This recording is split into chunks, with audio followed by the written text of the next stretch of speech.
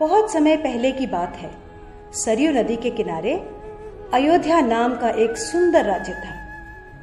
अयोध्या के राजा थे राजा दशरथ। उनकी 3 रानियां और 4 पुत्र थे, राम, लक्ष्मण, भरत और शत्रुघ्न। जब राजा दशरथ ने राम को राजा बनाने की घोषणा की तब सभी लोग बहुत खुश हुए, लेकिन रानी कैकेयी खुश नहीं थी। महाराज, क्या आपको याद है आपने मुझे 2 वचन दिए थे? आज उन वचनों को पूरा करने का समय आ गया है। मेरा पुत्र भरत राजा बने और राम 14 वर्ष के वनवास को जाए। राजा दशरथ की आज्ञा पाकर राम और लक्ष्मण सीता के साथ 14 वर्ष के वनवास के लिए चले गए। पंचवटी में सीता माता ने एक सुनहरे रंग के मृग को देखा। रंग सुनहरा मृग अति सुंदर, सीता मन को भाए, कोई जाए इस मृग को अति शीघ्र ले आए। सीता माता की इस बात को सुनकर श्री राम मृग की खोज में जंगल की ओर निकल गए। बहुत देर हो गई, प्रभु राम अभी तक लौटे नहीं। लक्ष्मण, लक्ष्मण, हे सीते, हे सीते। लक्ष्मण, लक्ष्मण देखो, प्रभु तुम्हें अपनी सहायता के लिए पुकार रहे हैं।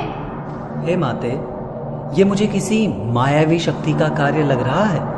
आप चिंतित ना हो, भैया जल्दी घर लौट आएंगे। नहीं लक्ष्मण, मेरी आज्ञा का पालन करो। जाओ, प्रभु को तुम्हारी सहायता की आवश्यकता है। ठीक है माते, किंतु आप इस लक्ष्मण रेखा को पार नहीं करना। रावण को ज्ञान था कि वो लक्ष्मण रेखा को पार नहीं कर पाएगा, इसलिए उसने साधु बनने का ढोंग रचा और सीता माता को उठाकर ले गया। भिक्षाम देहि, भिक्षाम देहि। हे मुनिवर, भिक्षा स्वीकार कीजिए।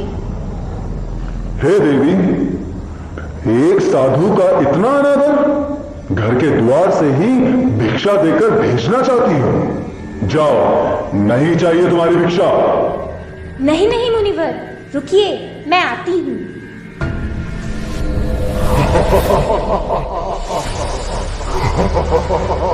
बचाओ, बचाओ, बचाओ, भैया लक्ष्मण, प्रभु राम, बचाओ, बचाओ, हे नाथ, मुझे बचाओ। यह धर्मी पापी रावण मुझे उठाकर ले जा रहा है, बचाओ।